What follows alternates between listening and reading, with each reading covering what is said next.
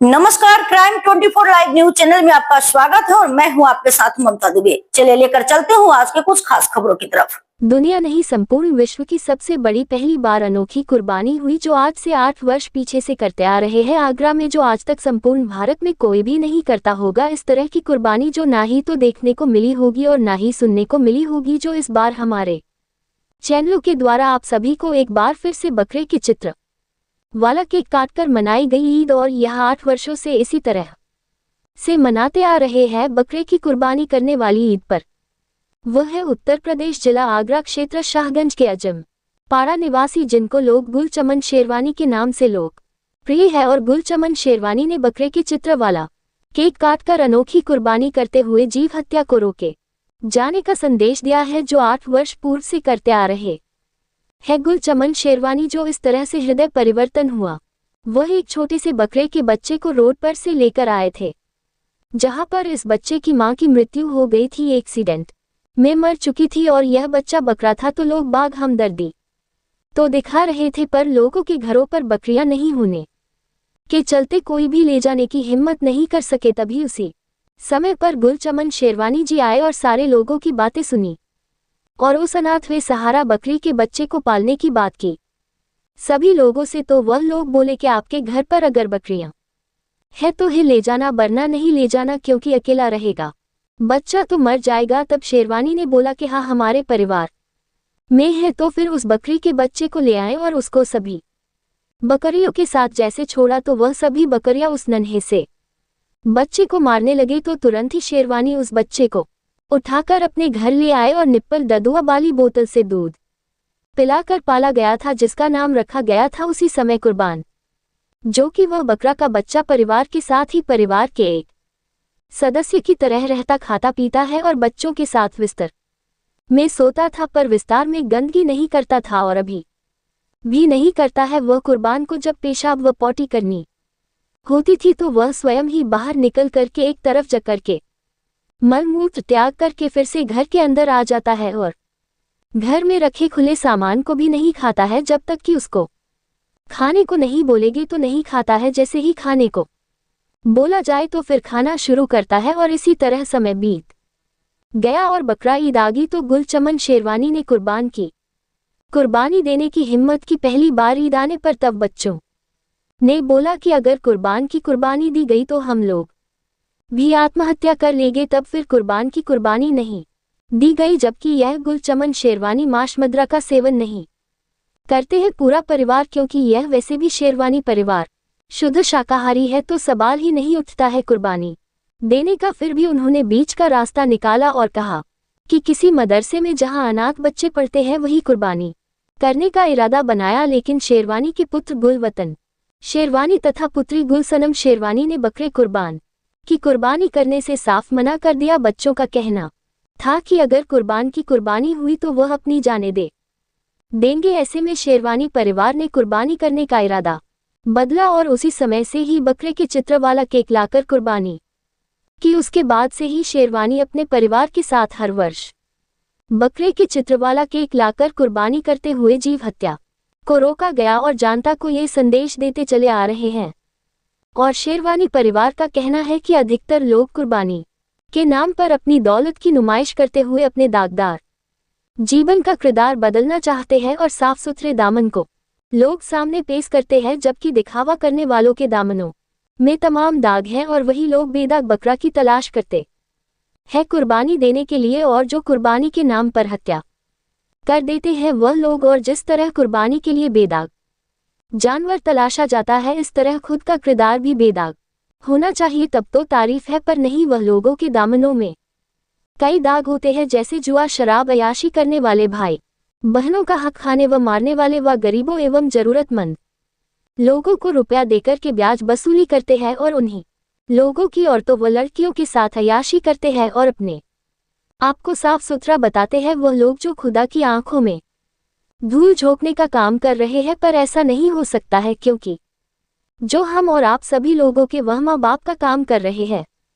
वह है खुदा, जो सभी के बाप पिता व पालनहार है। उनकी आंखों से कोई भी नहीं बचता है और नहीं बचेगा कोई भी। तो ऐसे गलत लोगों की कुर्बानी करना एक जीव हत्या करना जैसा है। अल्लाह ताला तो उन लोगों से खुश हो जाते हैं जो स्वयं के ही नाखून और बाल काटने वालों से खुश हो जाते हैं, और वह बेदाग आदमियों की यह कुर्बानी कबूल कर लेते हैं, फिर पैसे की नुमाइश करते हुए जो लोग कुर्बानी के नाम पर जीव हत्या करते हैं, जो उचित नहीं है। शेरवानी ने कहा कि अल्लाह ने अपनी राह में गुनाहों की कुर्बानी देने के लिए कहा है, ना कि जानवरों की हत्याएं करने के लिए कहा है, और जो लोगों के अंदर पल रही बुराइयों को त्याग करने की शपथ लेकर के भी ईद पर कुर्बानी दे सकते हैं, पर बुराइयों की कुर्बानी दे सकते हैं वह लोग जो अपने अहम अहंकार में आकर के जानवरों की कुर्बानियों को देते हैं जो अल्लाह को मंजूर नहीं है। और हम रुपया खर्च करने से नहीं रोकना चाहते हैं। 100 रुपयों की जगह लाखों करोड़ों रुपया खर्च करे लोग, वह अल्लाह की राह में पैसा दौलत खर्च करना चाहिए। गरीबों, असहाय, दबे कुचले हुए सहाराओं को सहारा तो दे, पर बगैर भेदभाव के देगे तो वह खर्च किया गया रुपया एक जानवर की कुर्बानी से कई गुनाह अच्छा होगा, जिसका फल अच्छा ही मिलेगा इस जन्म में, और अगले जन्म में भी उसका फल अच्छा ही मिलेगा, और अल्लाह को वह कुर्बानियों से ज्यादा कबूल होती है जो शेरवानी परिवार ने पहल की है। बकरे वाली आकृति वाले केक को काटकर जो संपूर्ण भारतवासियों एवं विदेशियों को भी एक संदेश दिया गया है जो बहुत ही सही और महत्वपूर्ण है। और शेरवानी परिवार ने जो बकरे को पाला था वह बकरा आज भी है। जो लोग बाग कहते होंगे कि ये खबर असत्य है, तो जो ये बकरा इस वीडियो में दिखाया जा रहा है वही बकरा आज भी शेरवानी जी के घर पर है, जो किसी भी समय देखा वह मोहल्ले वासियों से पूछा जा सकता है। रिपोर्टिंग आरसी साहू, संपादक राधा देवी, प्रधान संपादिका की एडवोकेट गुलचमन शेरवानी। शेरवानी जो भाई आगे अपनी बकरा ईद पर एक केक काटने की परंपरा कैसे आ गई आपको? देखिए, ये परंपरा आज नई नहीं है, ये मैं पिछले 8 साल से कर रहा हूँ। और परंपरा ये नहीं है, परंपरा वो है जो लोग बकरा काट रहे हैं। ये तो मैं जीव हत्या रोके जाने के लिए एक संदेश दे रहा हूँ। बकरा ईद पर जो लोग बकरी काटते हैं तो वो मेरे हिसाब से गलत तरीके से काटते हैं, क्योंकि जिन पैगंबर ने बकरा ईद पर कुर्बानी दी थी उन्होंने अपने बेटे की कुर्बानी देनी चाहिए थी, लेकिन उसकी जगह पर एक मेढ़ा आ गया, जानवर आ गया। तब से उलेमाओं ने एक परंपरा बना ली और तब से ये जानवर की कुर्बानी होने लगी है। मैं ये जानना चाहता हूँ या उन लोगों से पूछना चाहता हूँ कि क्या अल्लाह ने उनसे कुर्बानी करने के लिए कहा था जानवर की, या हज़रत इब्राहिम साहब ने जब कुर्बानी की तो मेढ़ा आ गया, उन्होंने तो बेटे की थी। लेकिन कहीं पर भी ये नहीं है कि कुर्बानी करें, ये उलेमाओं की बनाई हुई एक रूलिंग है और परंपरा उन्होंने बना रखी है। उसके आधार पर बकरे की कुर्बानी की जाती रही है और चलती आ रही है। मैं ये चाहता हूँ, जैसे कि मान चलिए कि बकरा ईद पर लोग जो कुर्बानी करते हैं तो कुर्बानी करने से पहले बकरे को देखते हैं कि उसमें कोई ऐप तो नहीं है, लंगड़ा लूड़ा तो नहीं है, आँख से खराब तो नहीं है, और खूबसूरत से खूबसूरत देखते हैं। तो कुर्बानी करने वाले को भी तो अपना किरदार खूबसूरत कर लेना चाहिए कुर्बानी देने से पहले। आप शराब पी रहे हैं, जुआ खेल रहे हैं, अपने नफ्स पर काबू नहीं कर रहे हैं, अपनी इच्छाओं के अनुसार अय्यासी कर रहे हैं, लोगों का हक मार रहे हैं, झूठ बोल रहे हैं, उसके बाद आप कुर्बानी कर रहे हैं, तो ये तो अल्लाह ही मंजूर नहीं करता, क्योंकि सारी चीज़ें हराम हैं। और हराम करने वाला आदमी जानवर में नुक्स देख रहा है और अपने अंदर के नुक्सों को नहीं देख रहा। तो कुर्बानी करने वाले लोग कुर्बानी करें, अपने अंदर पड़ रही बुराइयों की कुर्बानी करें, ना कि जीव हत्या। ये जो लोग बकरा काट रहे हैं और फ्रिज में भर भर के रख रहे हैं, या जिससे हमारे अच्छे संबंध हैं उनको गोश्त पहुंचा रहे हैं, जिनसे अच्छे संबंध नहीं है उनको गोश्त नहीं पहुंचा रहे। अगर उन गरीबों की मदद करनी है तो उनको अच्छा खिलाकर शाही पनीर खिलाइए और भी मिष्ठान खिलाइए, शुद्ध देसी घी का खाना खिलाइए, उनकी मदद करिए, लेकिन कुर्बानी करिए। अच्छी बात है, आप अल्लाह की राह में कुर्बानी करना चाहते हैं तो अपने पैसे को अल्लाह की राह में लगाइए, गरीब लोगों की मदद कीजिए, लेकिन उससे पहले अपने अंदर की जो बुराइयां हैं उनको ख़त्म करिए। अल्लाह कभी नहीं कहता, अल्लाह तो जरा सी बात पर खुश है। एक चीज़ और आपको बता दूं, अल्लाह ने कहा है, एक किसी बंदे ने उनसे कहा, मैं इनके शुभ अवसर पर यही संदेश देना चाहूँगा कि आपसी भाईचारे के साथ रहें, और जो लोग कुर्बानी कर रहे हैं उस मेरी बात पर विचार करें। लेकिन जिन्होंने बकरा खरीद लिया है तो वो तो कुर्बानी करेंगे या आज कुर्बानी कर चुके हैं, लेकिन अगली साल से इस बात पर ध्यान दें कि जो हम बकरा खरीद रहे हैं उसमें जो ऐप नहीं है वो ऐप हमारे अंदर भी हो, तो हम उनको ख़त्म करें।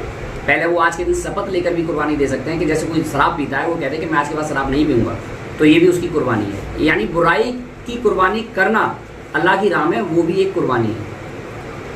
आपको ये तिरंगा मतलब मकान पटवाने की क्या मतलब, क्या तिरंगा से क्या से क्या होगा मतलब उसमें? देखिए, मुझे स्कूल में वंदे मातरम गाने पर 9 साल की उम्र में घर वालों ने घर से निकाल दिया था और मैं फुटपाथ पर मैंने अपना जीवन बिताया। 2006 में सुन्नी उलमा बोर्ड के राष्ट्रीय अध्यक्ष मौलाना सैयद साहब बदरुद्दीन कादरी ने फतवा जारी करते हुए कहा था कि मुसलमान अपने बच्चों को ऐसे स्कूलों में पढ़ने के लिए ना भेजें जहां वंदे मातरम गाया जाता है। मैंने लोगों को समझाने की कोशिश की कि सुप्रीम कोर्ट की गाइडलाइन है कि वंदे मातरम का विरोध ना करें और कोई किसी से जबरन वंदे मातरम नहीं कहलवा सकता। अगर आप इस देश के अपने आप को मान के चलते हैं कि ये देश हमारा है और इस देश के लिए हमारे बुजुर्गों ने कुर्बानी दी है, तो वंदे मातरम कहें। अगर नहीं भी कहना चाहते हैं तो ना कहें, लेकिन विरोध ना करें, ये ना कहें कि मैं वंदे मातरम नहीं कहूँगा। उस मामले को लेकर काफ़ी हाईलाइट मामला हुआ था और मुझे मौलानाओं ने मजहब से खारिज कर दिया था। उसके बाद मेरी शादी भी टूट गई थी। तब मैंने 14 अगस्त 2006 से दीवानी चौराहे पर वंदे मातरम का विरोध करने वाले मौलानाओं पर राष्ट्रद्रोह का मुकदमा दर्ज कराने की मांग करते हुए भूख हड़ताल की थी। उस समय मुझे मेरे जो है विश्व के तमाम मुस्लिम देशों में मेरे पुतले फूके गए थे, मुझे काफिर करार दिया गया था और मेरे जो पिताजी हैं उन्होंने लिखित में मुझे जायज से बेदखल कर दिया था। उस समय मेरी शादी जब टूटी थी तो मैंने शपथ ली थी कि जब तक वंदे मातरम के विरुद्ध फतवा जारी करने वाले मौलानों पर कार्रवाई नहीं होगी, मैं अन्य ग्रहण नहीं करूँगा। आज 19 बरस हो चुके हैं और मैंने अन्य ग्रहण नहीं किया है। उसी समय मैंने शपथ भी ली थी कि अगर मेरी शादी होगी तो वंदे मातरम की धुन पर करूँगा, हाथ में तिरंगा झंडा लेकर करूँगा। 21 अप्रैल 2007 में मेरी शादी हुई थी, जो कि विश्व की अनोखी शादी मानी गई थी, विश्व की ऐतिहासिक शादी मानी गई थी। वंदे मातरम की धुन पर, बैंड की धुन पर वंदे मातरम था और मेरे हाथ में तिरंगा था। उसके बाद शादी के बाद जब मैंने ये मकान खरीदा तो मैंने इसका नाम भी तिरंगा मंजिल रखा है और घर की दीवारें, दरवाजे सब तिरंगे हैं। घर का नाम ही तिरंगा मंजिल है। तो जवाब ये मिला कि नहीं, दूध वाली बकरी की कुर्बानी नहीं करनी है। अगर तुम्हारे पास बकरा नहीं है और जानवर नहीं है तो आप केवल अपने बाल और नाखून काट लेना उस दिन जिस दिन कुर्बानी होती है। तो अल्लाह जब जरा सी बात पर, छोटी सी चीज़ पर खुश हो सकता है तो ज़रूरी क्या है इतना सब कुछ करने के लिए। लेकिन उससे पहले लोगों को खुद सुधरना चाहिए, बहन भाइयों का हक नहीं मारना चाहिए। आज लोग कुर्बानी नहीं कर रहे, अपने पैसे की नुमाइश कर रहे हैं। ये नुमाइश बंद होनी चाहिए।